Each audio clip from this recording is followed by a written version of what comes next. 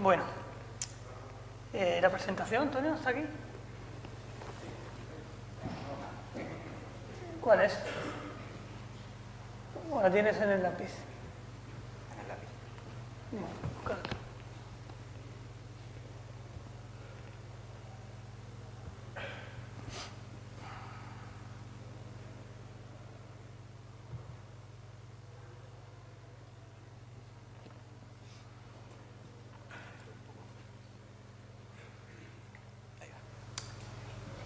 Vale, bueno, buenos días. Esta presentación, bueno, estaba pensada para los estudiantes de aquí del campus universitario. Al final, pues parece que o no se han enterado o no han venido, pero bueno. Sea como sea, el caso es que durante los próximos 3 días, pues este campus universitario va a estar invadido por unos 500 agentes forestales y medioambientales de toda España. Entonces, desde la organización, pues se consideró necesario o conveniente pues, que se diera una charla sobre cuáles son las funciones y servicios. ¿Vale? Y ese es el objetivo fundamental de esta ponencia. Se va a componer de 3 partes. Primero yo os voy a hablar de lo que son las funciones y servicios desde un punto de vista general. Luego Antonio González, compañero, bueno, me he presentado, soy Juan Reyes, agente de medio ambiente de Sierra Nevada. Antonio González, que trabaja en Córdoba, también agente de medio ambiente, profundizará un poquito más sobre una de las facetas de nuestro trabajo, que es la investigación de incendios forestales. Y luego Emilio Yuste, profesor de la Escuela de Villaveciosa de Odones, ¿no? Una escuela de capacitación forestal donde se da el ciclo superior que vosotros mismos estáis estudiando. Pues sois todos de este ciclo, ¿no? Los que hay aquí. Vale. Bueno, pues el objetivo global de la presentación... ¿Todo? ¡Hombre! Pues nada. Los únicos 2, vale, muy bien. Bueno, pues el objetivo global de la presentación es daros una visión general de nuestras funciones y servicios, una visión actual, acorde a la realidad y alejada de estereotipos y de imágenes tópicas que suelen existir sobre esta profesión, la de agentes de medio ambiente, agentes medioambientales, agentes forestales, con distintas denominaciones, pero que al final se refieren a una misma profesión. Profesión que quizás es más conocida por la sociedad como la de guarda forestal o el guardabosques. Y esto es así por la historia que traemos y que en otra época nos llamábamos y nos denominaba de esta manera. Bueno, voy a empezar, como es normal, por el principio. Pero yo me he permitido empezar por mi principio, ¿vale? De cómo entiendo yo que inicié o me acerqué a esta profesión. Fijaros, este es un dibujo que data del año 1985, 1986, cuando yo tenía unos 6 o 7 años, que por casualidad hace un par de años lo encontré ahí revisando material antiguo. Yo lo pongo por 2 motivos. El primero es la definición que aparece de guardabosques. Si no la leéis, yo la transcribo. Guardabosques con V, yo estaba aprendiendo a escribir. Y en aquel momento, la definición que yo di era de persona que guarda los bosques de incendios, que pone multas por dejar fuego, cazar animales, etc.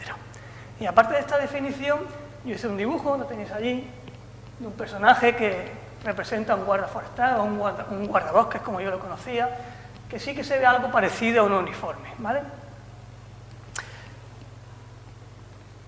Y también la pongo, bueno, esta definición de guardabosques en realidad no ha cambiado mucho a lo largo de los años, ¿eh? Tú a día de hoy vas y le preguntas a la ciudadanía en general qué piensa que es un agente forestal y básicamente esa es la definición que te dan. Y también la pongo porque, bueno, por destacar un poco el carácter vocacional, que quizás en aquella época, cuando yo tenía 6 o 7 años, pues ya tenía la vocación o aspiraba a ser un guardabosques. Fijaros, casi 20 años después, se hace una entrevista telefónica por la revista Guardabosques, que no sé si la conocéis, una revista especializada en la profesión de agentes forestales y agentes medioambientales a nivel estatal, que revelaba esta encuesta que el 92% de los ciudadanos pensaba que lo que hace es un agente forestal, un agente de medio ambiente es vigilar el monte, apagar incendios y proteger a los animales. Fijaros, es básicamente la definición que yo di en aquel dibujo, en aquel trabajo de clase que hice en los años 84-85. Bien. ¿Qué implica ser un agente forestal o un agente medioambiental? En primer lugar, implica tener un trabajo, lo cual no está nada mal, y más con los tiempos que estamos viviendo. Además, un trabajo que está ligado al sector público. Y es que para ser agente forestal o agente medioambiental, como queréis llamarlo, en España hace falta superar una oposición. No es así en otros lugares del planeta donde existe también la profesión, pero no son funcionarios públicos. Pero algo más que un trabajo. Y es que ser agente de medio ambiente implica ejercer una profesión. Porque nuestro trabajo tiene una serie de particularidades y de singularidades que lo diferencian de las funciones comunes o ordinarias del ejercicio administrativo. Es decir, que va más allá del trabajo cotidiano de un funcionario público. Y luego veremos por qué. Y por último, y para mí lo más importante, o de lo más importante, es que ejercer esta profesión implica disfrutar de una vocación. El componente vocacional en nuestro trabajo es muy importante, igual que maestros, médicos, otros sectores de la administración. El trabajo de agentes forestales tiene este marcado carácter vocacional y solo así se explica o se ha explicado tradicionalmente la vinculación que ha tenido el forestal con su monte, las horas que se pasan en el monte, aislado, controlando un nido, persiguiendo un furtivo, o la frustración que se siente cuando se quema tu parcela de monte. Bien, y antes de continuar me parecía esencial pues, justificar por qué existimos. ¿Por qué existimos los agentes forestales y medioambientales? ¿Vale? Y la respuesta directa es porque prestamos un servicio público. ¿De acuerdo?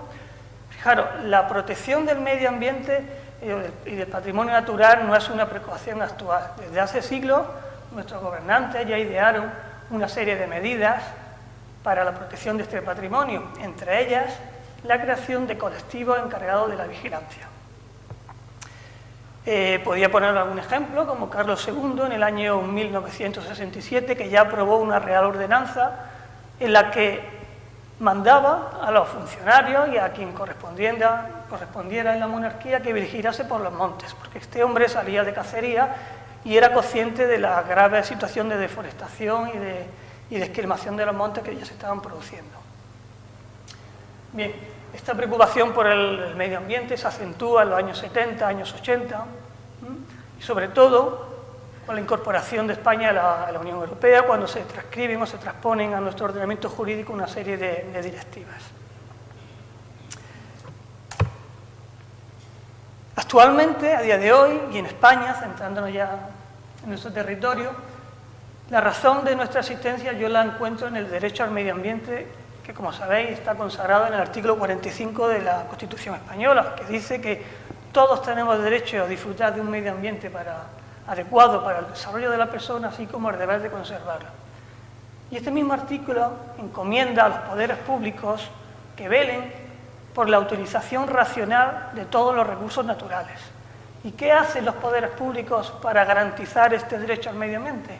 Pues que arbitran, crean una serie de medidas, como son legislaciones que establecen derechos, legislación sectorial en medio ambiente me refiero, que establecen derechos, obligaciones, prohibiciones, las técnicas de evaluación previa, como la autorización ambiental unificada y otras, infracciones, y además crea una administración ambiental, cuyo cometido principal es asegurar que se consiga ese derecho al medio ambiente.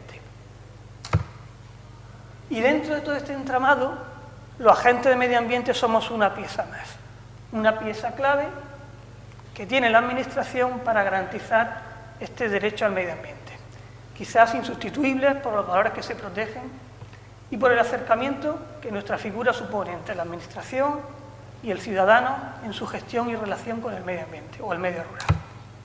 Bueno, antes de entrar en las funciones, pues me parecía conveniente hablar un poquito de historia del colectivo. Fijaros, 140 años de historia, en realidad serían 138, y esperemos y deseamos que con mucho futuro. Como efeméride de creación de nuestro colectivo se marca el año 1877, cuando el rey Alfonso XII crea lo que se conocían como capataces de cultivo, ¿vale? Una serie de personas que tenían la misión de vigilar los repoblados para que el ganado no se lo comiera, protegerlos de incendios, etc. Y es que en todo nuestro recorrido, con todas las leyes que se van aprobando, si no existe una vigilancia efectiva sobre los montes, sobran todas estas leyes de conservación de la naturaleza. Voy a hacer rápidamente una cronología, porque la figura de agente de medio ambiente, con sus distintas acepciones o denominaciones a lo largo de la historia, es bastante más antigua, de este año 1877. De hecho, desde la Edad Media ya se tienen referencias de unas figuras conocidas como caballeros de la sierra, ¿vale?, que parece ser que tenían la función específica de vigilar los montes. En el año 1677, el rey Carlos II, pues, que aprueba esta Real Ordenanza, en la que dice que los montes hay que vigilarlos, porque era consciente de que había una problemática importante con la deforestación. Poco después, en el año 1748, creo que fue Fernando VI, crea los guardas de campo y monte, a los que le siguen en el año 62, cuando renueva Carlos III, los fusileros guardabosques reales. Fijaros, aquí vienen las denominaciones por las que hoy mayormente o en la población se nos conocen: guardabosques, forestales. En el año 66 coexisten ya varios cuerpos a nivel estatal que están encargados de la vigilancia de los montes, que son la Guardería Rural, los guardas mayores, los guardas de montes y la Guardia Civil, ¿vale? Guardia Civil que se creó tan solo unos años antes, en el año 1844, cuando los agentes forestales tenemos una historia ya anterior. Y se produce un hito, que es en el año 1876, cuando Alfonso XII decide que suprimir todas las guarderías. No hace falta guardería para custodiar el monte. ¿Por qué? Porque encomienda todas estas funciones a la Guardia Civil. Pero solo un año después se ve obligado a rectificar, porque se da cuenta que las funciones encomendadas a la Guardia Civil no son compatibles siempre con la custodia del patrimonio natural. De modo que por una ley, la Ley de Repoblaciones Forestales, se crea esta figura de capataces forestales en este año, que es el que se establece como efeméride del inicio de nuestra profesión. En el 1907 ya se crea un cuerpo como tal de guardería forestal, y en las siguientes décadas pues van coexistiendo una serie de cuerpos con distintas denominaciones, ¿vale?, hasta que en el año 1878 ya se produce un cambio de denominación. Dejamos de llamarnos guardas forestales para ser los agentes forestales. En ese mismo año se aprueba la Constitución Española, y fruto de esa Constitución Española es el Estado de las Autonomías, en el que todas las competencias de medio ambiente centralizadas en el Estado, como sabéis, las asumen las comunidades autónomas, asumen competencias exclusivas. Y esos colectivos de guardería forestal de ámbito estatal se fraccionan y pasan a depender de cada una de las comunidades autónomas.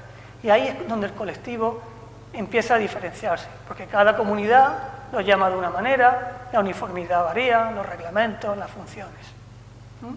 Y quizás eso es lo que ha contribuido, unido al éxodo del medio rural de la población que se ha ido de las ciudades, a que la figura del agente de medio ambiente pues no sea tan visual o no esté tan bien representada como en la memoria colectiva o entre la sociedad, como puede ser un guardia civil, un policía local. Bueno, pero hay unas notas que no han cambiado desde el inicio, que son la esencia de nuestras funciones. Y es que tenemos encomendada la protección de los bienes y valores naturales, que somos unos servidores públicos, estamos para garantizar el derecho al medio ambiente, no hay que olvidarlo, y siempre ha coexistido en nuestras funciones una polivalencia entre un carácter técnico, es decir, asesoramos a la administración de la que dependemos, hacemos informes técnicos, supervisamos actuaciones que hacen los particulares y la administración, pero también un carácter policial que desde el origen está ahí, y es que somos policías, vigilantes e inspectores de las actuaciones que se realizan en el medio natural, y hoy en día podríamos extenderla a un concepto más amplio, al medio ambiente, en todo su conjunto. Bueno, y con esto yo lo que os quiero presentar es una profesión que considero atractiva si tienes cierta sensibilidad hacia los temas ambientales, si te gusta el contacto con el medio natural, evidentemente. Además, una profesión que yo diría que es una profesión de acción, porque estamos en el territorio. Además, una profesión polifacética, son muchos los temas que un agente de medio ambiente a día de hoy tiene que manejar y que tiene que trabajar y tocar. Y fijaros, es una profesión con un carácter adaptable. Y es que en el elenco de actuaciones, de servicios, de funciones que tenemos y los cuales tenemos que cumplir, cada uno pues busca su línea de trabajo y puede especializarse en unos temas más que en otros. Como os decía antes, quiero dar una imagen actual más allá de los estereotipos, de la imagen tópica que existe. De modo que de la imagen más convencional que todos podemos tener de un agente de medio ambiente, de un guarda forestal vigilando el monte con sus prismáticos, a la vez que esta compañera, la subética cordobesa, estaba vigilando su comarca, otros compañeros en Cádiz pueden estar haciendo una inspección en los astilleros, una compañera puede estar controlando y supervisando una estación meteorológica, en este caso en Sierra Nevada, o unos compañeros catalanes pueden estar haciendo un servicio de antifurtivismo. ¿Cuántos somos?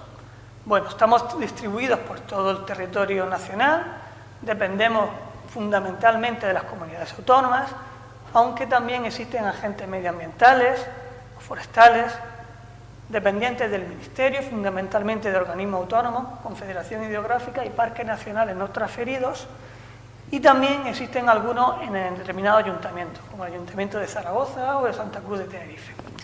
Como veis, las denominaciones, los emblemas y la imagen varía de unas comunidades autónomas. Esto es fruto de aquel proceso de desmembramiento de un cuerpo inicial de ámbito estatal cuando nos transfirieron o se transfirieron a las comunidades autónomas.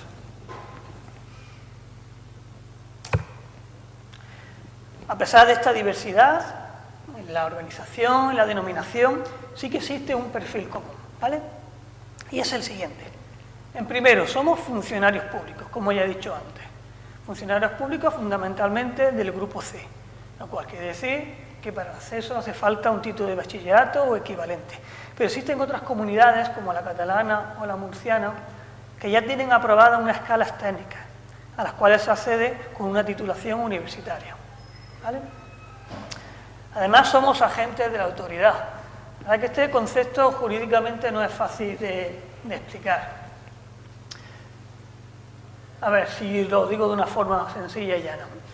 Un agente de autoridad es cualquier funcionario que tiene reconocido tal carácter por una norma con rango de ley. Es decir, que hay una ley que dice, estos señores son agentes de la autoridad, como pasa con la gente de medio ambiente y agentes forestales. Está la ley de montes, que con ámbito nacional nos dota de ese carácter. Pero además, luego, en cada comunidad autónoma hay distintas leyes de creación de sus cuerpos de guardería, donde también se suele decir que somos agentes, o se dice expresamente que somos agentes de la autoridad. Y como agentes de la autoridad estamos obligados a auxiliar a la autoridad, lo que implica que tenemos que hacer cumplir aquellos dictámenes o normas que aparecen o que dictan esta autoridad. Así, un agente de medio ambiente está obligado a hacer cumplir las resoluciones de un delegado provincial o las provisiones que establece una ley del Parlamento andaluz o la sentencia de un tribunal. Muy ligado al carácter del agente de autoridad es el de policía administrativa, ¿vale? Lo de policía administrativa, bueno, pues quiere decir, a ver que lo lea porque la definición no me resulta para decirlo tal cual lo pone.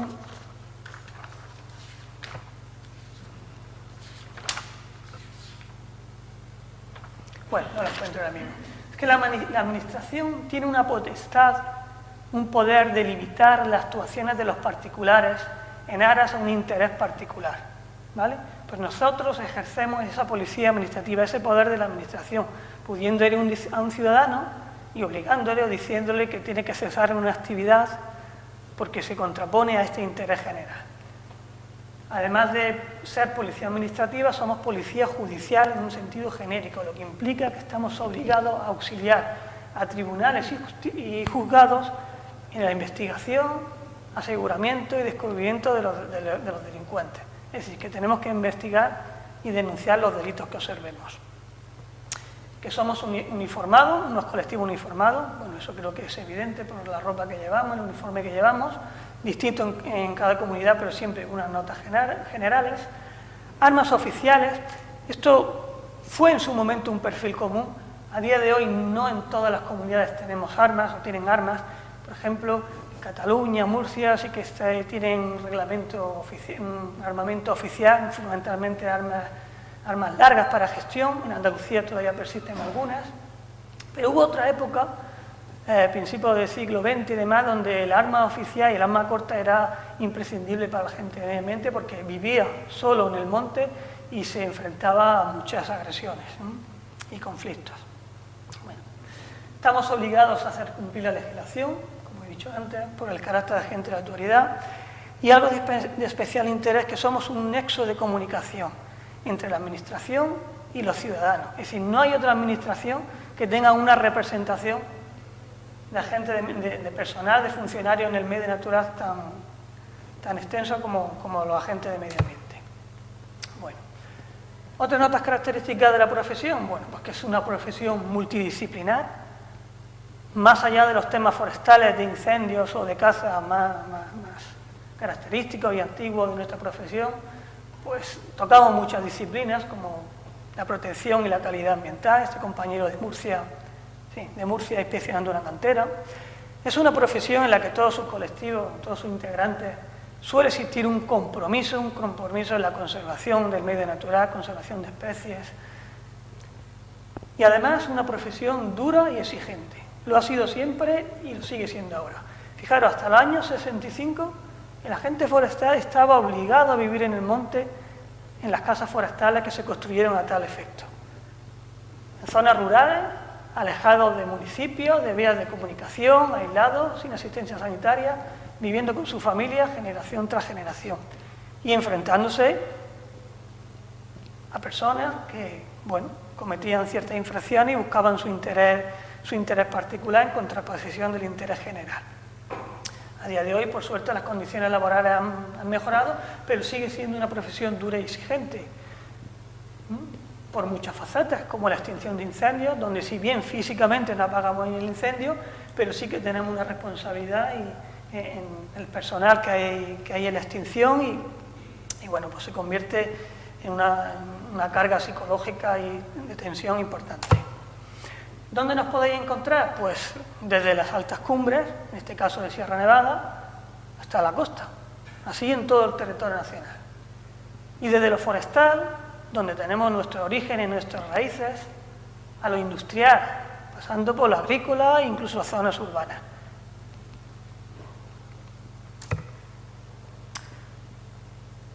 En nuestros orígenes, como es obvio, el medio de desplazamiento que utilizaba el forestal era el desplazamiento a pie. Nos estamos remontando casi que a la Edad Media, ¿no? Y a lo sumo alguna caballería. Paulatinamente se fueron incorporando una serie de medios, motocicletas, algunos turismos y ya más recientemente los todoterrenos.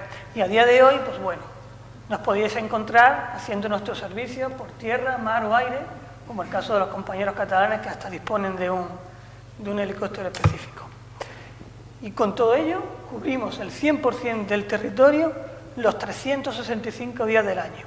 Nos toca trabajar festivos y fines de semana también, con un objetivo: evaluar constantemente el estado del medio natural, del medio ambiente, llevando a cabo acciones para minimizar, para mantener su estado de conservación y minimizar o reducir las amenazas. Y ahora ya lo que voy a hacer es hacer un recorrido, no todo exhaustivo, porque se van a quedar muchas funciones en el tintero, de cuáles son nuestras funciones y competencias, que podríamos definir que son casi ilimitadas. La he dividido en una serie de áreas temáticas. Y bien, vamos a empezar por la primera, la gestión forestal. Pero antes de deciros qué hacemos en temas de gestión forestal, destacar la importancia de los montes en España. Solo unos datos, fijaros, 27,7 millones de hectáreas, lo que supone el 50% de la superficie del territorio nacional y convierte a España en el segundo país, después de Suecia, en terreno forestal. Ni que decir tiene que los bosques tienen un importantísimo papel ecológico como sustentadores de biodiversidad y fuente de servicios y recursos, y que además en zonas rurales pues son una fuente de empleo y de valor añadido y que por tanto pues no nos podemos permitir su pérdida. Funciones que hacemos en gestión forestal, pues el elenco es muy amplio, por decir algunas. Participamos en la ordenación de montes. También supervisamos trabajos forestales y aprovechamientos, tanto los que hace la administración en los montes públicos como aquellos que hacen los particulares en sus fincas. Vigilamos la salud del monte. Aquí en Andalucía, por ejemplo, sabréis que existen unos planes de lucha integrada contra las principales plagas, que son la limantria, otros defoliadores de quercinia y perforadores. Pues la base de todos esos planes de lucha integrada son la agentes de medio ambiente que todos los años recogen información sobre el estado de infestación de los montes. En general, unas funciones de policía, de vigilancia, de custodia, de inspección y también de asesoramiento técnico a la administración de la cual dependemos. Temas de biodiversidad. ¿Qué funciones tenemos? Lo primero, deciros, supongo que lo conocéis, que España es uno de los países de la Unión Europea más ricos en biodiversidad. Y paralela a esta riqueza en biodiversidad, muchas fuentes de amenaza. Hasta tal punto que según este artículo de la agencia EFE que el otro día encontré, hasta el 31% de los vertebrados en España se encuentran amenazados. ¿Qué hacemos nosotros para minimizar todas estas amenazas? Bueno, asistimos y recogemos fauna herida, como este compañero de Madrid, recogiendo un ejemplar de erizo. Participamos y realizamos directamente en multitud de censos de aves acuáticas, de rapaces, de mamíferos.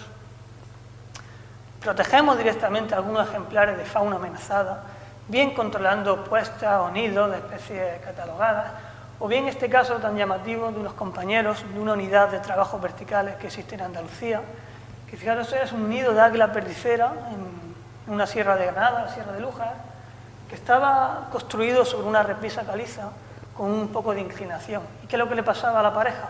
Que año tras año perdía los huevos porque caían rodando.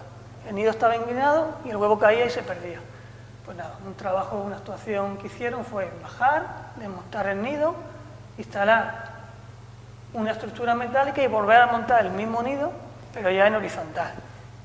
El resultado fue que el año siguiente la pareja pues sacó pollos adelante. Y también muy vinculados con los centros de recuperación, donde llevamos la fauna recogida y participamos también, como esta compañera, liberando con aguilucho cerizo. Frente a todo esto, pues yo os planteo la pregunta si os parece o no que nuestra labor es imprescindible. Yo creo que sí, evidentemente. Tema de floras. Pues lo mismo, España atesora una riqueza en especies de flora y de endemismo que la diferencian del resto que la destacan del resto de la Unión Europea. ¿Qué hacemos? Pues lo mismo.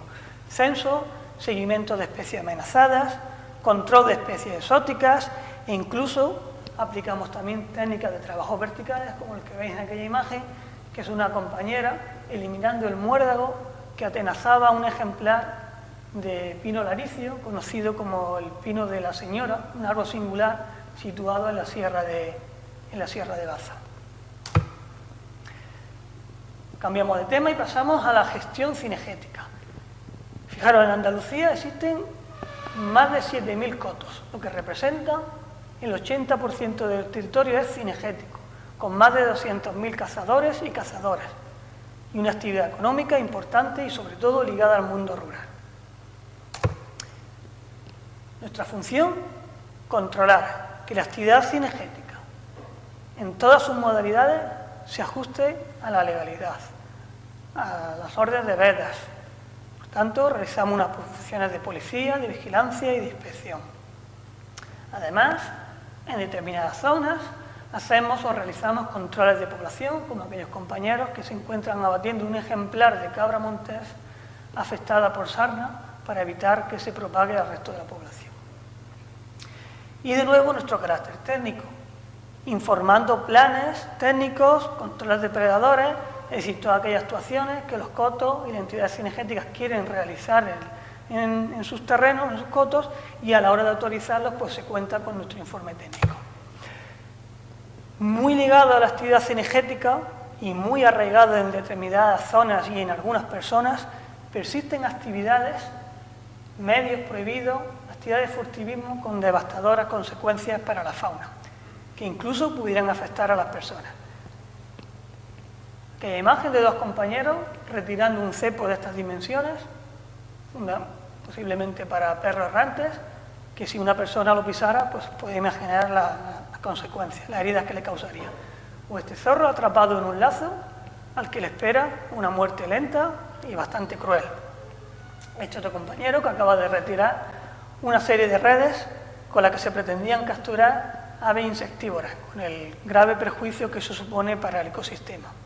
O bien esto que tenéis aquí, fue una actuación que hice yo este verano, que es un trozo de jamón que no se aprecia muy bien, pero que está embadurnado por fuera por un granulado de color azul, que es un herbicida muy potente, un carbofurano, que estaba además en una zona próxima a cortijos donde detectamos la presencia de niños y personas que se pudieran haber visto afectadas.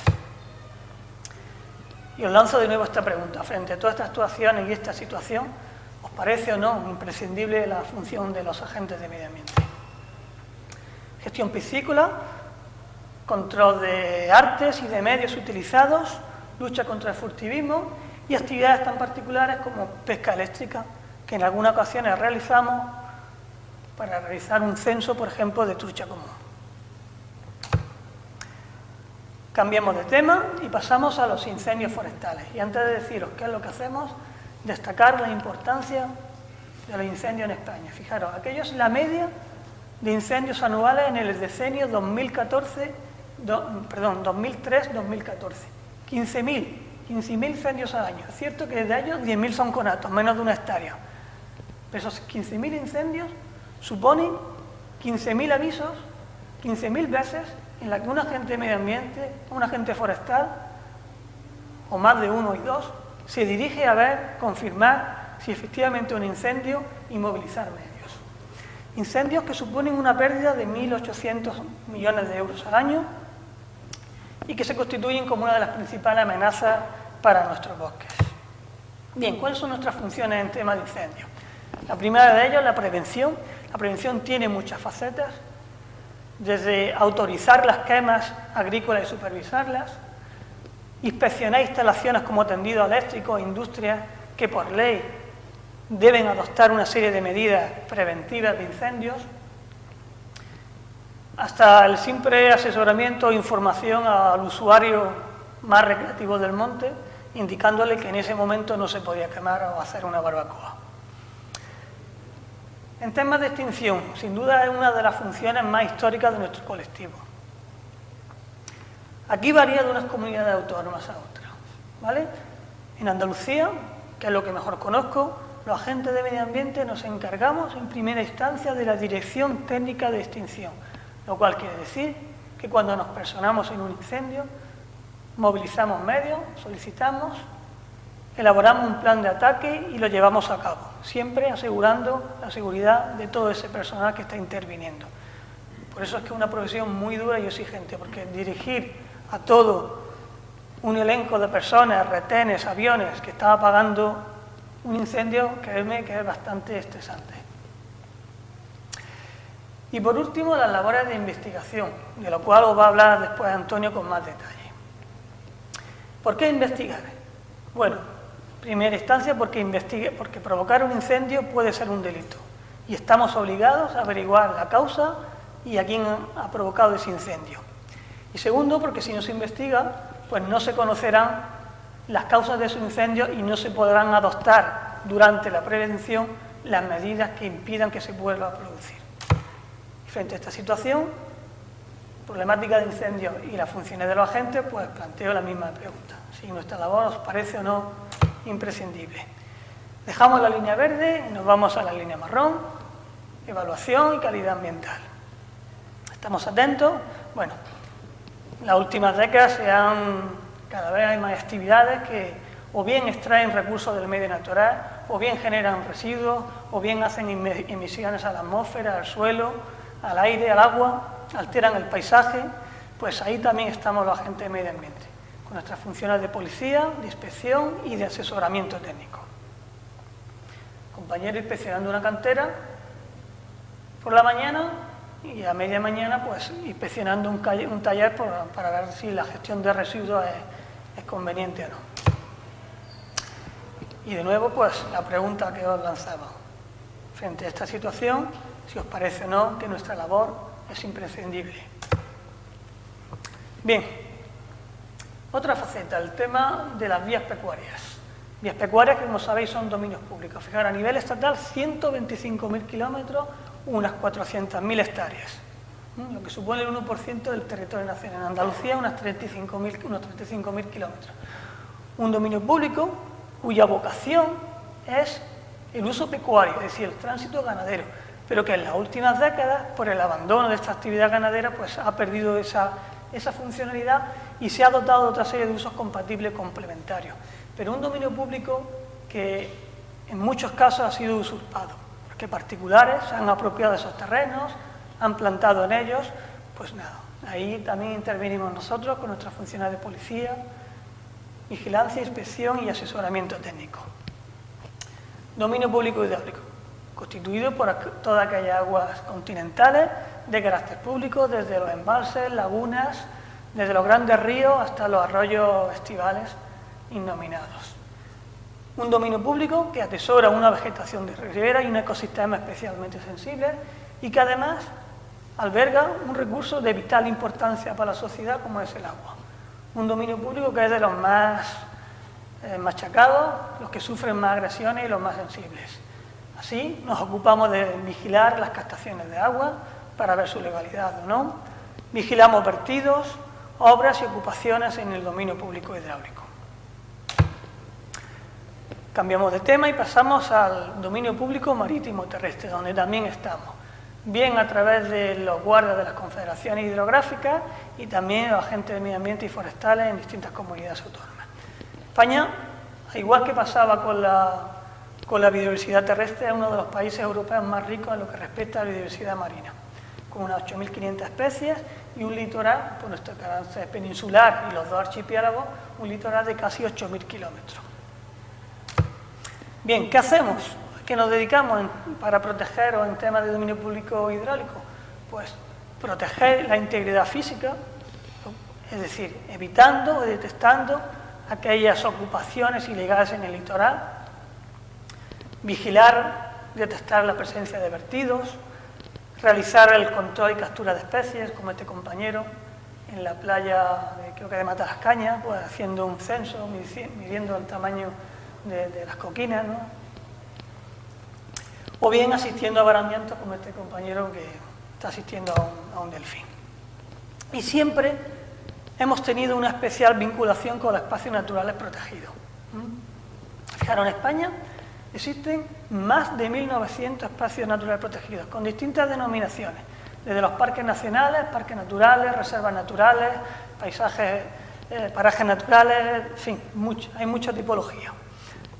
Espacios naturales que reciben hasta 21 millones de visitantes, 21 millones de visitantes a los que hay que asistir, de los cuales 10 tan solo, o hasta 10 son en parques nacionales. En Andalucía tenemos dos, Sierra Nevada y Doñana. La superficie que ocupan estos espacios naturales son de 7 millones de hectáreas, pero que se ve ampliada casi hasta un 30% si incorporamos la red Natura 2000, que son una figura de protección de ámbito europeo, ¿vale? Y los espacios naturales, pues, declarados como tal porque albergan un ecosistema, una biodiversidad singular o amenazada. Y nuestras funciones en los espacios naturales, pues, básicamente son las mismas que realizamos en el resto del territorio, solo que se ven reforzadas o ampliadas, pues como puede ser el control urbanístico en espacios naturales, parques nacionales, asistencia a visitantes, tener en cuenta la afluencia de esos 21 millones de personas que soportan de visitantes que soportan los espacios naturales protegidos, y también como son enclaves o son localizaciones en las que hay especies singulares y especialmente amenazadas, pues vigilar y gestionar toda esa biodiversidad. Involucrados también en la gestión del uso público, ligados a estos visitantes de espacios naturales o no. Cada día hay más actividades de turismo activo, mountain bike, senderismo, romerías, fiestas populares, pues ahí también estamos nosotros. Una faceta quizás de las más satisfactorias de nuestro trabajo es la educación ambiental.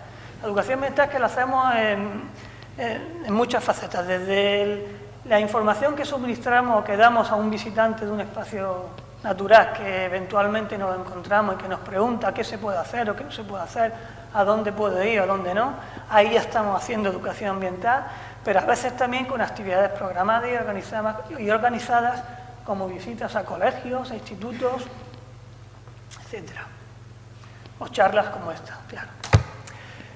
Y por último, terminando con este recorrido de nuestras funciones, una quizás poco conocida, pero que ya lleva tiempo, que es la protección del patrimonio arqueológico y cultural.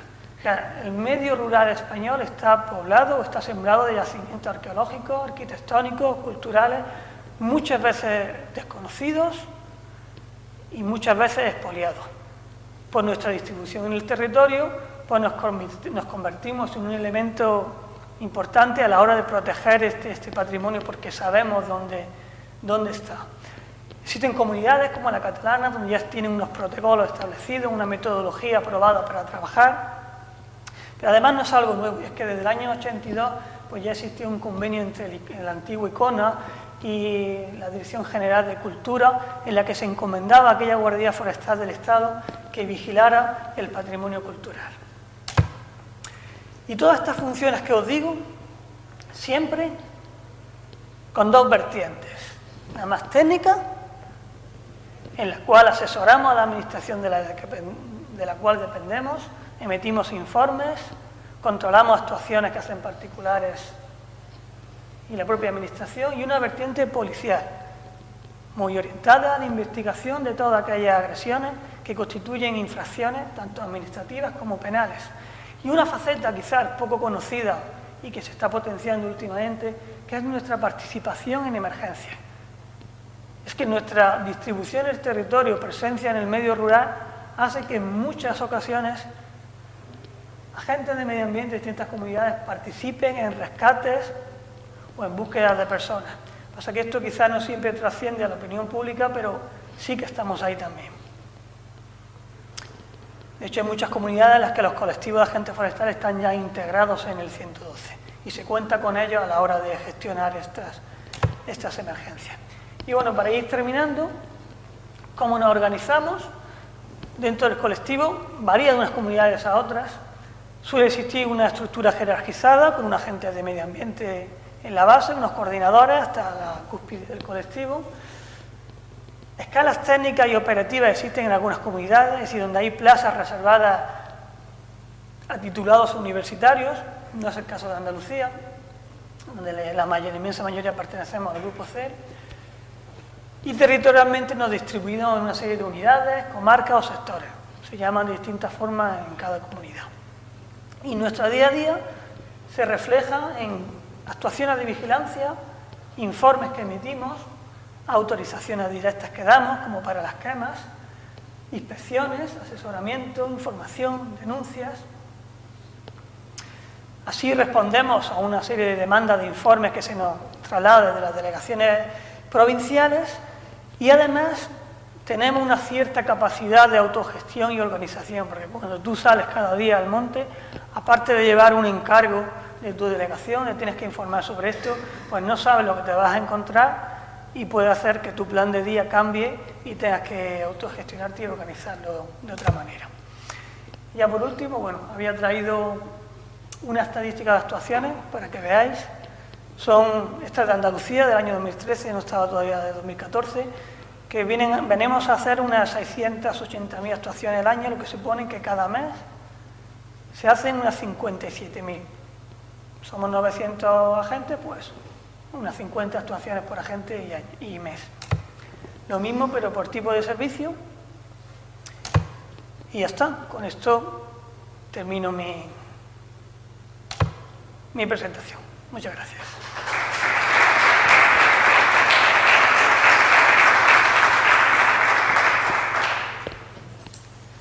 ¿Qué tiempo consumido?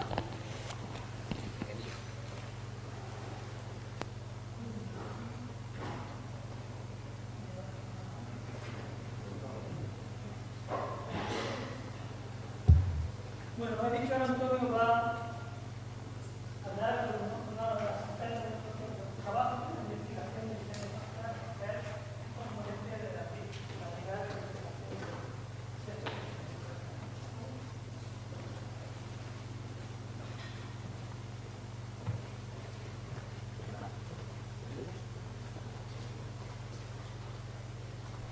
Vale. Muy buenas, soy Antonio González, agente de Medio Ambiente, aquí en Delegación de Córdoba, para los que seáis de aquí de la provincia, aparte de dedicarme a coordinar la Brigada de Investigación de Incendios de aquí, de la provincia de Córdoba. Normalmente mi trabajo diario llevo parte del municipio de Córdoba, parte del municipio de Villaviciosa y parte del municipio de Ovejo. Lo digo para que hagáis un poco la idea de que no siempre nos vamos a dedicar a trabajos especializados como este, sino que de forma rutinaria, ordinaria, tenemos nuestra zona de trabajo más o menos normal, ¿no? En esta charla voy a hacerlo quizás al revés de una charla convencional. Voy a empezar diciendo lo que me interesaría transmitiros a vosotros, ¿no? En vez de daros primero la charla y al final sacar conclusiones. Me interesaría que os quedarais con la idea de que cualquier tipo de formación técnica, ya sea titulación superior o la titulación que pueda venir de formación profesional, es muy importante dentro del cuerpo de agentes de medio ambiente, porque se requieren realizar determinados servicios específicos donde se requiere un componente técnico muy elevado. Ya no nos vamos a encargar de la época de los capataces de cultivo, donde simplemente se hacía una vigilancia preventiva y no había un componente técnico, sino más bien simplemente vigilancia y un carácter como más policial y de protección del medio natural, sino que aquí ya entramos en algo que necesita más chicha técnica a la hora de sacar estos trabajos para adelante, ¿no? Entonces quiero que os quedéis con esa idea. No se requiere una titulación específica aquí en Andalucía para acceder al cuerpo de agentes, simplemente se pide titulación en bachiller superior o equivalente, pero todo lo que vosotros podáis aportar de entrada de forma previa tiene perfectamente cabida dentro de los servicios, tanto ordinarios como específicos en el caso de Andalucía. Es un trabajo que ya lo comentaba Juan, tiene una doble vertiente, la parte técnica y la parte policial. A algunos de vosotros gustará más la parte técnica, a otros gustará más la parte policial, a algunos no les gustará nada la parte policial, a otros no les gustará nada la parte técnica, pero es que aquí no se puede escoger. Esto viene en el lote conjunto. Esto es la mecedora que no le puedes quitar una pata porque te pega un leñazo del 15, ¿no? Entonces, tened siempre claro eso, que no se puede escoger, hago este trabajo, no lo hago, me gusta, no me gusta. Cuando empiezas a trabajar por la mañana no sabes lo que te puede ir saliendo sobre la marcha. Entonces, lo normal es que nuestra faceta un poco más policial, de tener que denunciar, más coercitiva, pues sea una faceta que sale de forma un poquito más prudente, más escasa, ¿no? Procuramos siempre evitar el tener que sacar la libreta y el talonario, ¿no? Pero ya digo que no se puede escoger. Entonces, en este trabajo de investigación de incendios es algo que a veces no sabe realmente dónde está el hilo de separar una línea de la otra, ¿no? Bien, en Andalucía la investigación de incendios se realiza a través de lo que se llaman las brigadas de investigación de incendios forestales. Esas brigadas están compuestas por agentes de medio ambiente de la Junta y hay una en cada provincia, integrada por un coordinador, que es el puesto que desempeño yo actualmente, y de agentes de medio ambiente, que nos dedicamos durante todo el año, no solamente durante la época de riesgo de incendios, sino durante el invierno también, a la investigación de incendios. Funciones que realizamos nosotros dentro de esta brigada de investigación. Todo esto que viene en rojo serían funciones de la parte técnica. Hay que determinar cuál es el área más o menos pequeña donde empieza el incendio, el punto en concreto donde se ha iniciado ese incendio y determinar la causa y la motivación del mismo. Hay que coger GPS y andurrear y sacar todo el perímetro del incendio para ver su forma, para calcular el área, puesto que luego nos va a hacer falta a la hora de la investigación en muchos casos, ¿no? Redacción de informes técnicos, elaboración de mapas de riesgo. Nosotros aquí en la provincia de Córdoba, os diré que el término municipal de Córdoba es el municipio de toda la comunidad autónoma de Andalucía que tiene mayor número de incendios forestales. Entonces es muy importante saber dónde se producen esos incendios, cuáles son las causas, de manera que se puedan trazar rutas de vigilancia para tratar de prevenir que el incendiario pues nos haga alguna gracia, ¿no? Entonces, esa información la sacamos también a través de las estadísticas y del tratamiento de datos que sacamos de la brigada de investigación.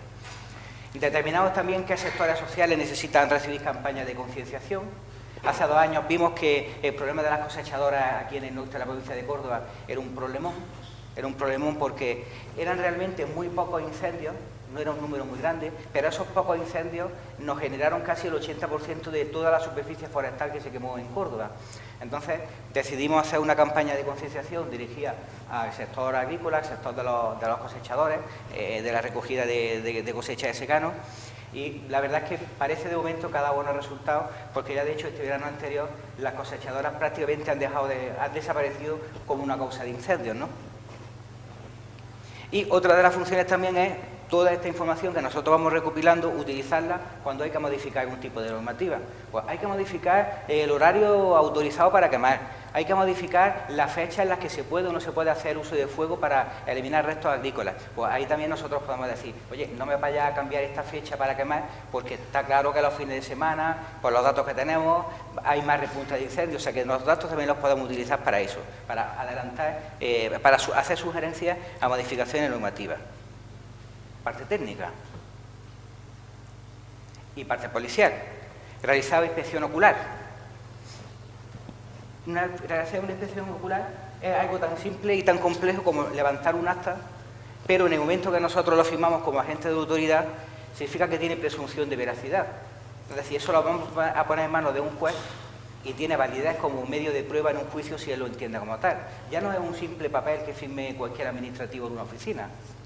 El hecho de estar revestido de carácter de agente de autoridad es algo muy delicado, es muy delicado, porque de nuestras actuaciones como de la parte policial puede depender que a una persona se le prive de un derecho constitucional como es la libre circulación.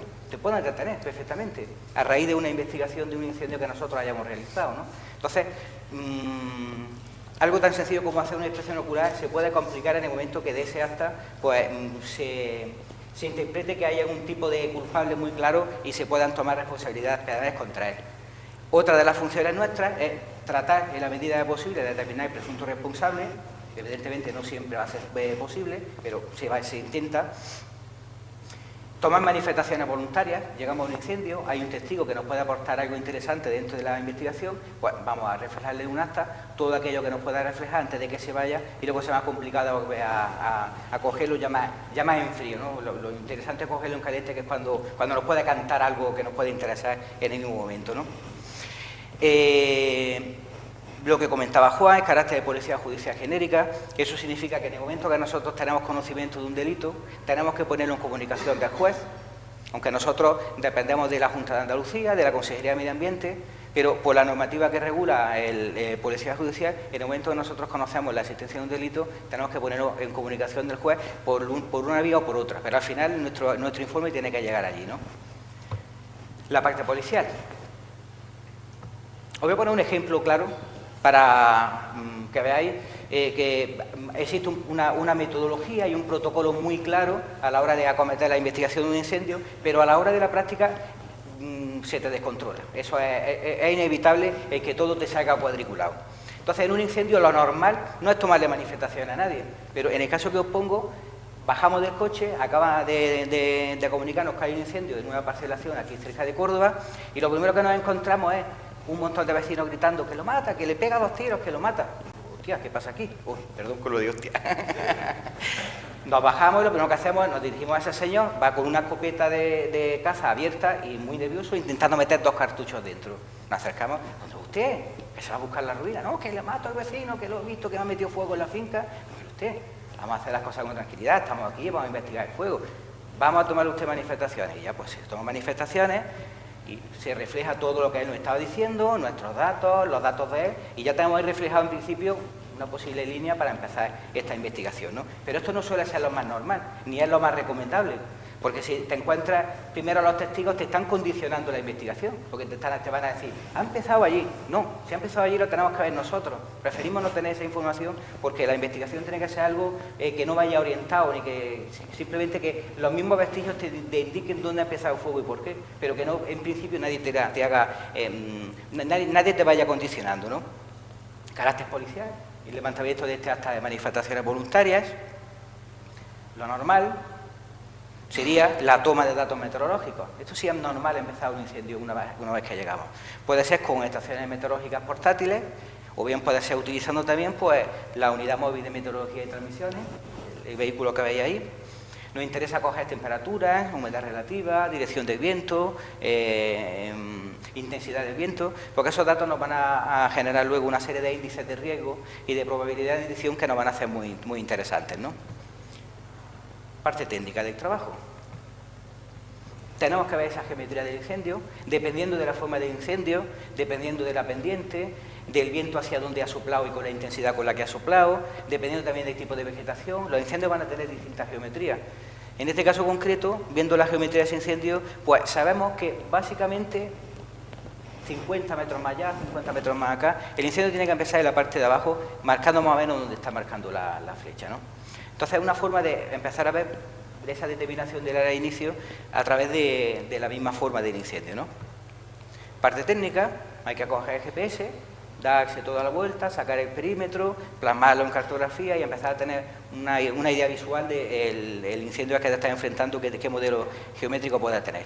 Bueno, y ahora empezamos a patear. Aquí hay que patear en el mes de agosto con ropa ignífuga de incendios que pega un calor que te da lo más grande encima, pero bueno, es la parte dura del trabajo, la que comentaba Juan. Somos funcionarios y hacemos trabajo de oficina, porque todos estos informes al final hay que redactarlos, pero también está la parte un poco más sacrificada, que es plantarse en Córdoba, de la marinera, en el mes de agosto, con el pie de incendio y ponerse a investigar un incendio en algo que está absolutamente arrasado, no hay una sombra donde meterse porque se acaba de quemar prácticamente todo, y en muchas ocasiones notas como el calor te sale de abajo y se te calientan las suelas de los zapatos, pero bueno, es un trabajo muy vocacional. Si esto no nos gusta, aquí duramos 2 meses y no buscamos otra salida profesional, la verdad. Vamos buscando evidencias, ya digo, vamos a buscar dónde ha empezado ese incendio, vamos buscando evidencias. Ahí arriba, el grado de daño, hay una zona menos quemada en la parte de la derecha de la diapositiva y una zona de salida más quemada en la parte izquierda. Ahí nos está indicando que el fuego ha avanzado en la dirección de la flecha. Aquí, más o menos igual. Hemos levantado esa piedra y hemos visto que la piedra ha protegido una parte y en cambio está completamente quemada por el otro lado. Significa que nos está indicando que el fuego ha quemado directamente por en este caso por la parte... Estoy al revés, por la parte de la izquierda y ha salido por la de derecha, donde los tallitos de las gramíneas no están totalmente quemados, ¿no? Más indicadores, se cae este tallito de matorral y nos indica la zona de caída desde donde venía el fuego. Las gramíneas, los tallos de las gramíneas, otro indicador, caen hacia donde venía el fuego. Esto parece fácil, pero luego a la hora de interpretarlo en el campo, créeme que no es tan sencillo, ¿eh?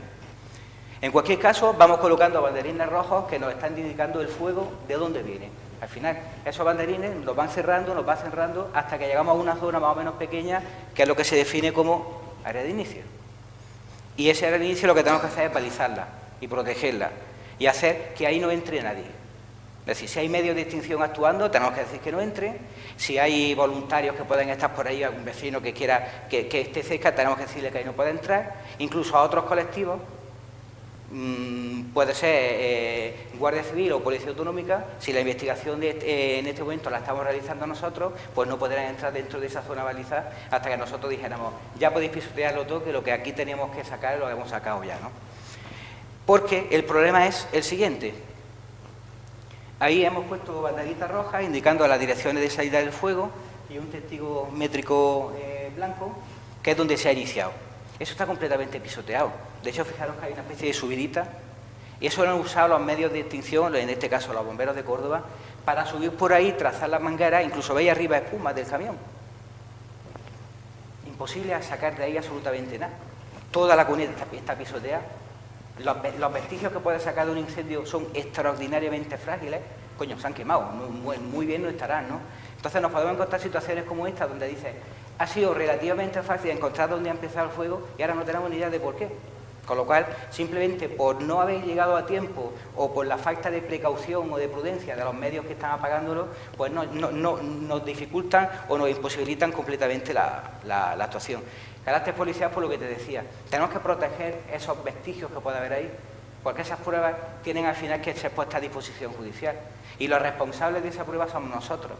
Tiene que haber una cadena de custodia muy clara donde pase siempre de un agente de la autoridad a otro y no haya ningún traspaso de esa prueba hasta que llegue al juez, de manera que haya algún tipo de manipulación o de invalidación de esa evidencia.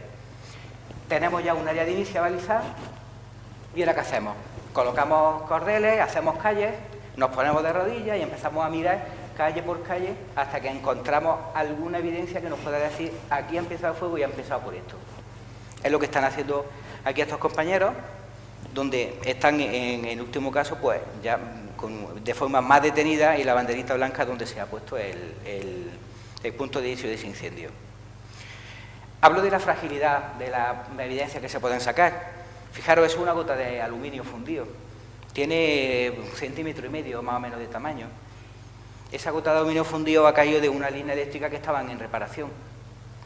No es tan concreto, pero sí otra cayó encima de una zona de pasto seco y originó el incendio. Entonces, imaginaros la dificultad que tiene si pisas esto, evidentemente lo va a destruir. Y un fuego tan claro como este, que es un fuego de una negligencia a la hora de hacer una reparación en una línea eléctrica, habría que darlo como desconocido, ¿no? Por eso digo lo de la fragilidad y la responsabilidad que tenemos de la custodia de esas pruebas dentro de esta vertiente más policial, ¿no? Otro ejemplo bueno, no otro ejemplo, sino otras cuestiones interesantes, es que el incendio no se acaba donde está lo negro, donde está lo quemado, ni tampoco se acaba una vez que decimos ha empezado aquí y ha empezado por esto. Tenemos que ver más cosas. Aquí fijaros que donde están esos testigos prismáticos son huellas de alguien que iba corriendo, ¿no? Esas huellas salían del área de inicio. Esa área de inicio, el señor de principio del caso que os ponía nos dijo que por ahí vio salir corriendo al vecino que le había metido fuego en la finca. Vamos a ver si podemos ver algo. Es una pista completamente polvorienta que no termina en ningún sitio, es una pista ciega. Por ahí hace muchísimo tiempo que no pasaba nadie y las huellas se veían perfectamente bien. Bueno, vamos a ver qué nos encontramos. Pues nos encontramos... Le he dado al revés. Huellas de las zapatillas de unos 25 centímetros y medio de longitud, de unas zapatillas deportivas.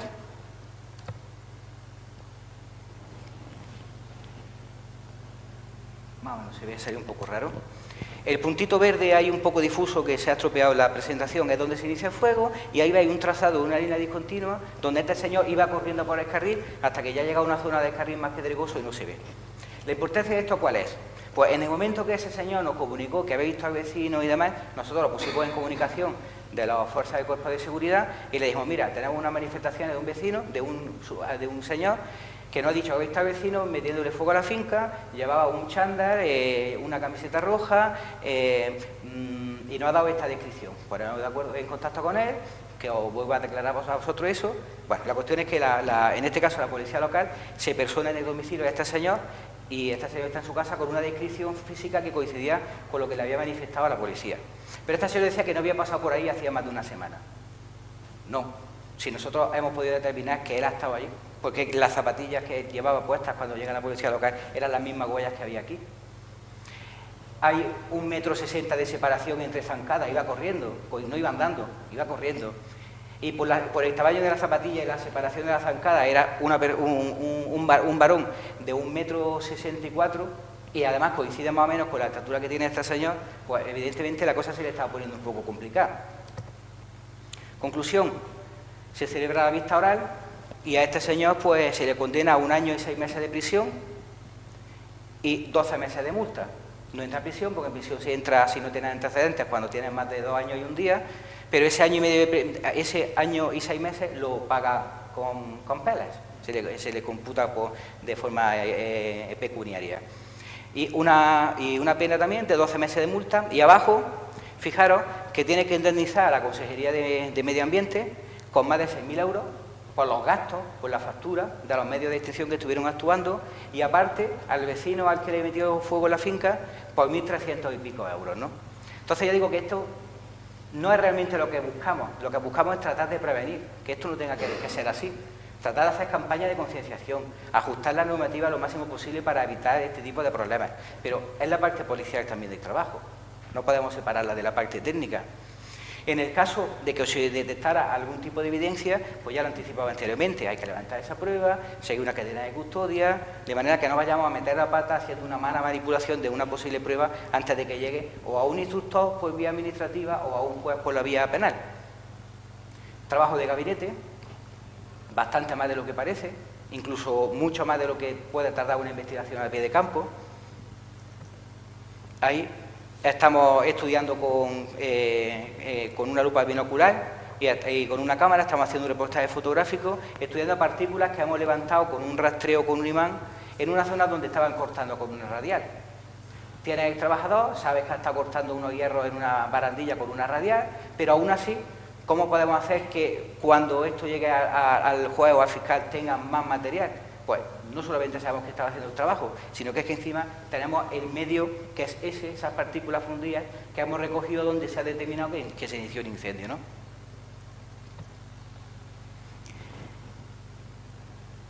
Se concluye con el informe, que en este caso concreto pues, puede tener cerca de las 60 páginas.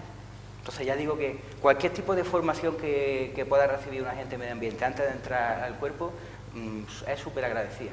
Evidentemente la experiencia y la parte policial la va adquiriendo dentro del cuerpo de agentes, pero el carácter técnico es cada vez más fundamental. Bueno, esto lo anticipaba al principio, una formación técnica necesaria, un titulado ya sea superior o de un ciclo formativo, puede tener plena realización profesional en el trabajo de agente y entender pues que nuestro colectivo pues está deseando que por una vez vuelvan a abrir ofertas de empleo y podamos ir renovando un poquito la flota de agentes, ¿no? Que a los que estemos no nos hagamos demasiado viejos y entre gente con un poquito de savia nueva, ¿no? Y nada más.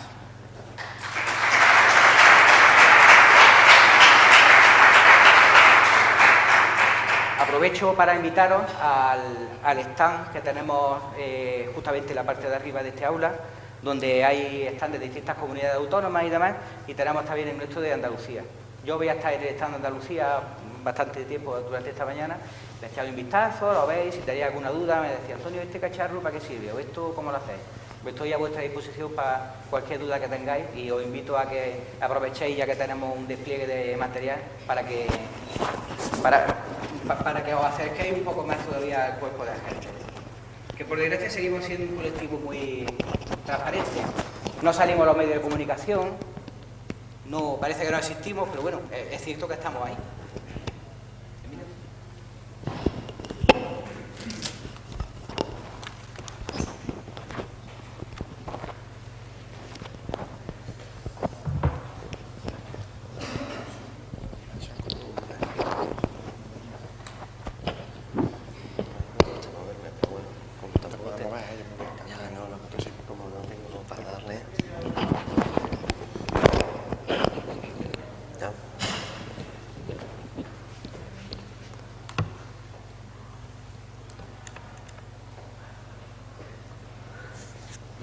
Bueno,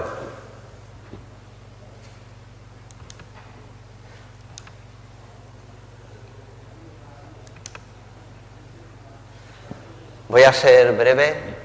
Creo que, bueno, me llamo Emilio Yuste, me han invitado, voy a dar las gracias así también brevemente a los agentes forestales, a los de Andalucía, en especial a los de Madrid, que han sido los que me han dicho, pues como te conocemos, pues ¿por qué no vienes a contar algo de qué se necesita o qué nos van a pedir para ser agentes forestales, ¿vale? Entonces, bueno, yo pensaba que iba a haber más público de la universidad, no ha sido el caso, creo que hay 3 alumnos, ¿no? 3 alumnos, pues me voy a dirigir especialmente a ellos, pero también al resto que estáis aquí, de IES, Aljanadí de Posadas, al cual le tengo un enorme cariño, porque es donde empecé a dar realmente las clases forestales, ¿vale? Bueno, entonces he cambiado un poquitín el titulito que pusimos al principio, que Antonio y yo estuvimos hablando, pero la idea es la misma, ¿vale? Entonces el título que le he puesto es la formación profesional como acceso al cuerpo de agentes forestales y medioambientales, concretando en el título que es actual el que se imparte, que es el técnico superior en gestión forestal y medio natural, que algunos, sobre todo los agentes forestales, ha sido muy conocido como el GORMP, eso así dificilito, que era gestión y organización de los recursos naturales y paisajísticos. Ahora eso mismo ya no existe, salvo algunos retazos, creo que ya todas las comunidades autónomas se han implantado este. No sé si falta alguno, pero más o menos. Bien, entonces, claro, yo vengo aquí a contar la formación profesional cuando estamos en una universidad, ¿no? Entonces, pues, formación profesional, yo me hago la pregunta, ¿formación profesional contra o frente a una formación universitaria? Realmente, aunque he puesto aquí estos puños golpeándose, no se trata de una lucha entre la formación profesional y la formación universitaria, sino en un complemento. Y lo vamos a ver ahora, ¿vale? Vamos a ver ahora cuál es el complemento. No estoy acostumbrado mucho yo a Windows, no me manejo, pero bueno.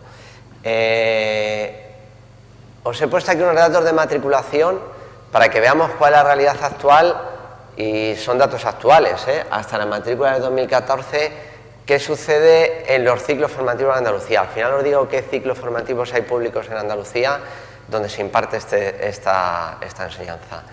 Pero fijaos que prácticamente siempre hay unos numeritos de que rondan de media unas 17, 16 peticiones de alumnos en toda Andalucía. Vamos a ver, se me ha olvidado decir el porcentaje porque esto así no dice nada, pero aproximadamente digamos que un 8% de los alumnos que se matriculan en toda Andalucía en este ciclo formativo proceden o tienen una titulación universitaria, ¿vale?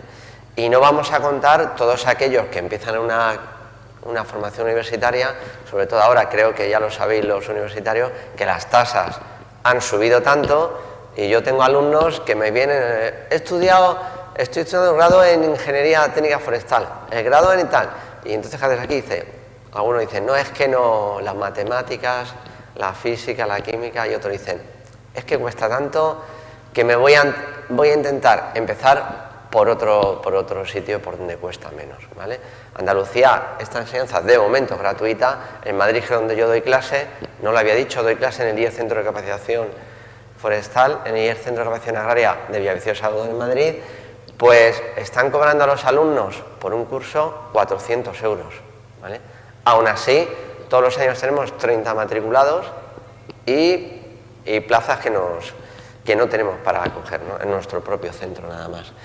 Pero bueno, y ya digo que siempre la media estamos diciendo lo mismo, aproximadamente un 8%, 3, 4 alumnos por curso vienen con una titulación universitaria, biología, ciencias ambientales, geógrafos vienen también mucho, está relacionado, y gente que o bien por dinero, por lo menos en la Comunidad de Madrid, imagino que aquí también cuestan las tasas bastante, o bien porque dicen, con una ingeniería o con una licenciatura me aburro, pues no puedo, ¿vale? De hecho, me estoy acordando de un alumno concreto, aquí tenemos a los compañeros forestales, al cual yo le tengo mucho cariño, que le invité a venir aquí, pero está trabajando afortunadamente en Córdoba, ahora ha estado rodando Confederación Hidrográfica del Guadalquivir, gracias a este ciclo formativo, luego Almería en unas oposiciones del Ministerio de Medio Ambiente que pondré ahí ahora adelante, luego a Menorca y por fin en un concurso de traslados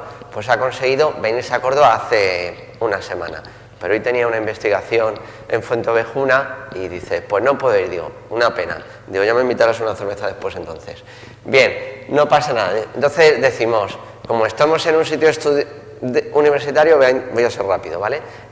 Yo me pregunto, ¿por qué estudiar entonces el ciclo formativo de gestión forestal y de medio natural? ¿Qué me va a aportar a mí? Pues yo lo resumo en una cosa muy importante. Lo había dicho Javier al principio. En todas las comunidades autónomas de España son funcionarios públicos. Es cierto, en Canadá, por ejemplo, que a un alumno con el cual nos mandamos mail, me decía, voy a ser ranger. Dice, estoy pasando unas pruebas verbales, o sea, unas encuestas, y necesito una recomendación de un profesor y tal, y que me falta esto para ser ranger. Los rangers son los agentes forestales en esa zona, pues también son públicos, pero no se accede de la misma manera. ¿Cómo se accede en España? Pues, nos gusta o no, mediante una oposición, ¿vale?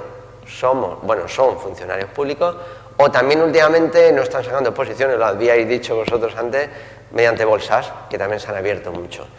Vale, entonces me voy y he dicho, bueno, pues ¿qué necesitamos? Pues solamente necesitamos, bueno, solamente no, yo digo que ellos lo han dicho muy bien antes con dos palabras, yo he puesto aquí otra y ahora me da cuenta de que debía haber puesto otra, pero ahora diré.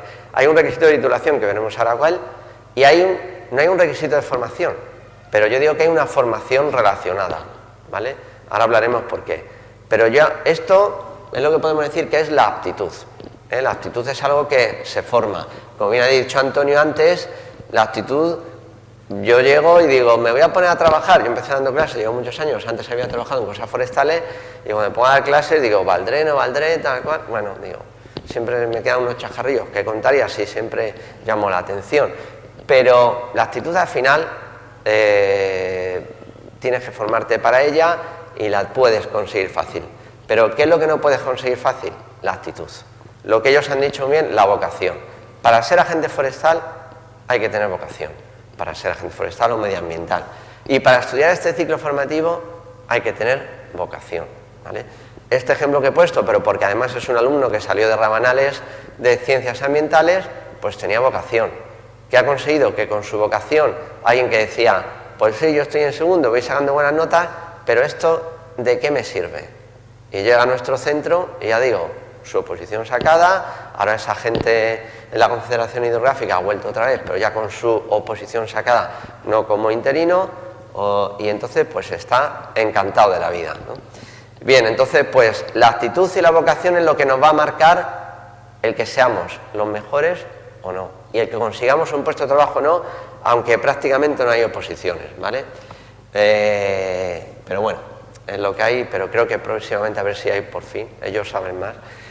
¿Cuál es el requisito de titulación? Pues fijaos, en la mayoría de las oposiciones que se convocan, como antes han dicho, solamente hay uno, bachiller o equivalente, ¿vale? En algunas otras abren y dicen, bueno, esto también lo he sacado, si hacemos la recopilación, basta con tener más de 25 años y tener aprobadas las pruebas de acceso a la universidad para mayores de 25 años.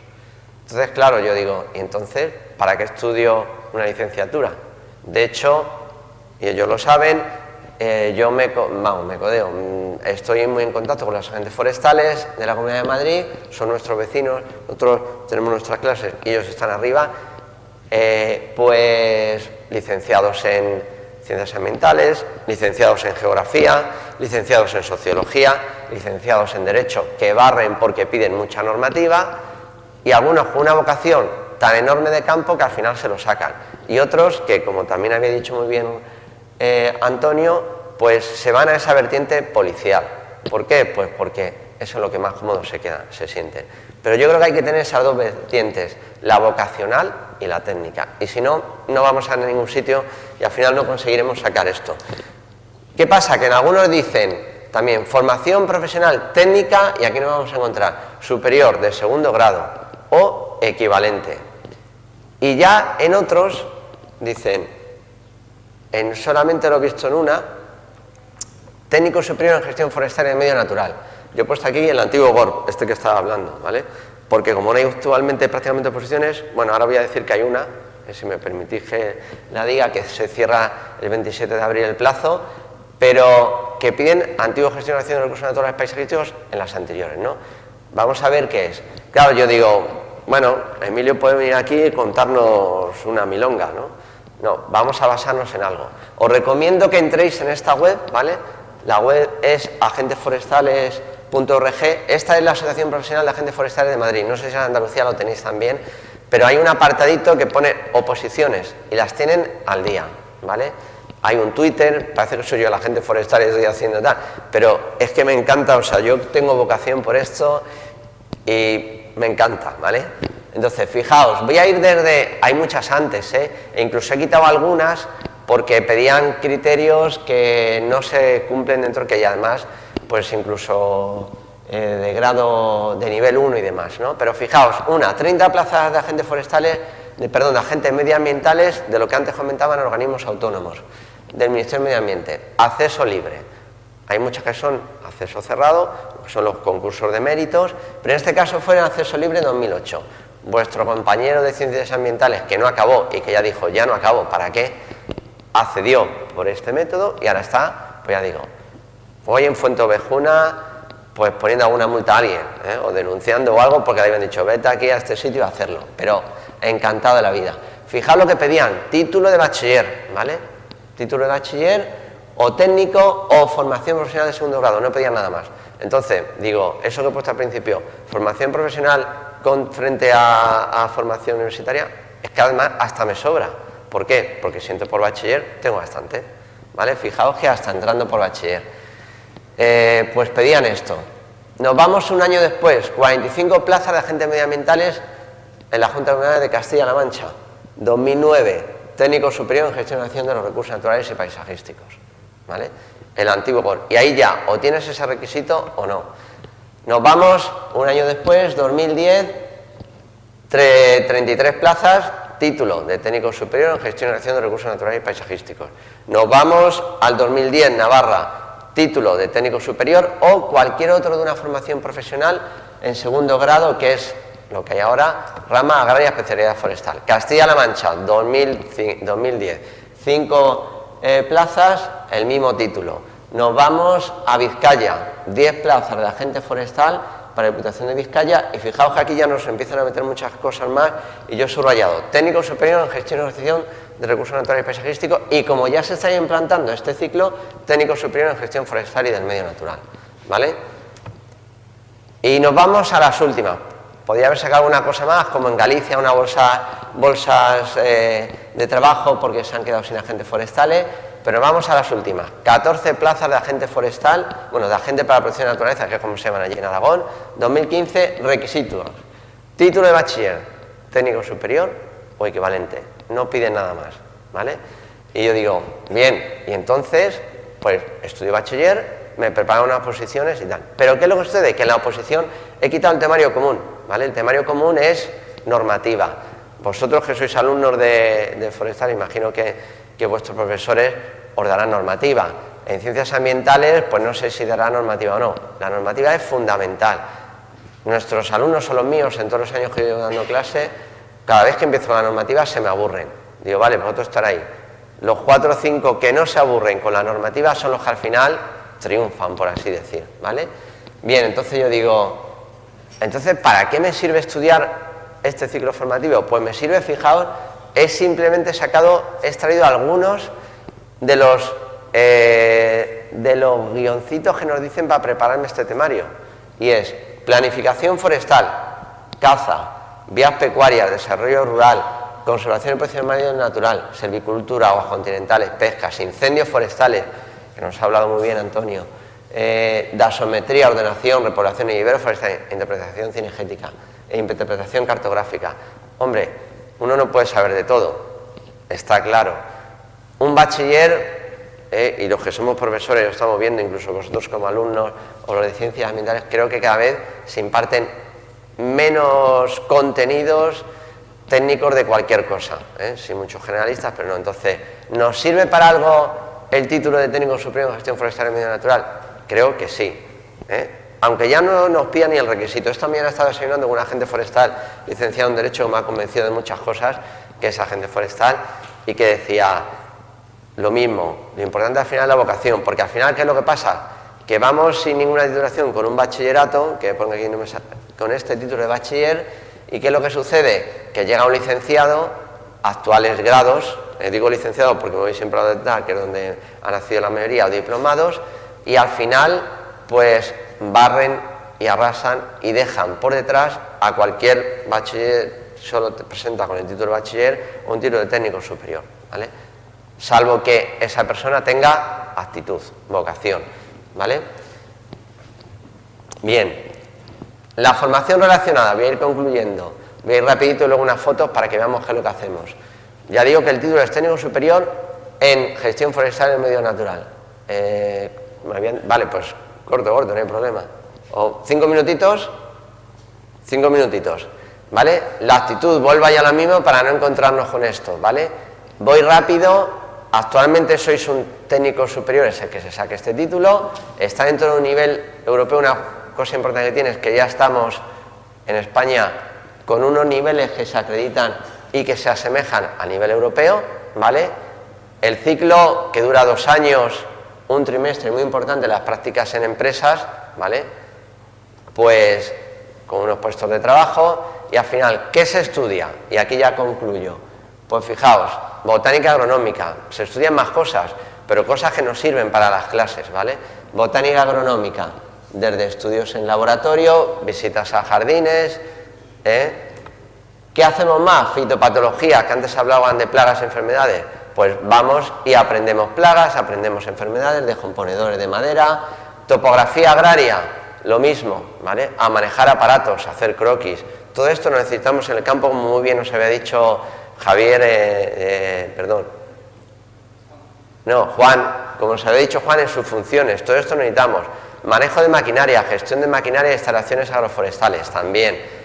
Técnica de educación ambiental, ellos lo estaban diciendo y Juan había dicho, hacen actuaciones frente al público, atienden al público y guían y muchas veces tienen que hablar. Técnica de educación ambiental, también lo hacemos, ¿vale? También formamos. Gestión de desaprovechamiento del medio forestal, pues el día a día, ¿vale? No solamente aprender a apear árboles, sino aprender a controlar que empresas privadas o particulares, como estaban diciendo Juan y Antonio, no extraigan más madera de la que tienen que extraer, ¿vale? No acaben con especies que no tienen que acabar. Viveros, lo mismo, aquí tenemos fotos en las cuales aprendemos un montón de cosas de viveros y los agentes forestales realizan a cabo. Gestión cinegética, lo mismo, desde aprender a valorar trofeos, desde aprender a gestionar espacios cinegéticos. Pesca continental, lo mismo, también aquí tenemos una visita de una satisfactoría, ellos aprendiendo en gestión de la pesca continental, pues aprovechamos, hacemos nuestra excursioncita de aprender a pescar y hasta salimos en televisión, en alguno de los programas, aquí entrevistando en España Directo a uno de nuestros alumnos, ¿de acuerdo? Entonces, bueno, gestión de montes, silvicultura, dasimetría, inventario, ordenación, todo esto lo hacen los agentes forestales. La conservación del medio natural, pues lo mismo, desde en ríos, etcétera, ¿vale? Incendios forestales, que hablaban antes, lo mismo, no he entrado en la investigación, pero también se estudia. Y por último, ya acabo, último importante, que este ciclo formativo da créditos. Créditos para convalidar en las carreras, es decir, que yo vuelvo atrás, estudio y digo, ¿tengo créditos? Sí, botánica agronómica, por ejemplo, 6 créditos. Cuando llego a una universidad, me convalidan en ocasiones determinadas cosas, ¿vale? Aquí tenéis, por si luego lo queréis ver o entráis en la fuente, en la Junta de Andalucía, todos los centros que en Andalucía se estudian y como tengo que acabar, muchas gracias y me gusta poner este año nuestro centro cumplió 60 años formando agentes forestales, antes se formaban agentes forestales que iban al monte, como bien había dicho Juan, y nuestra relación estrecha con ellos, muchas gracias.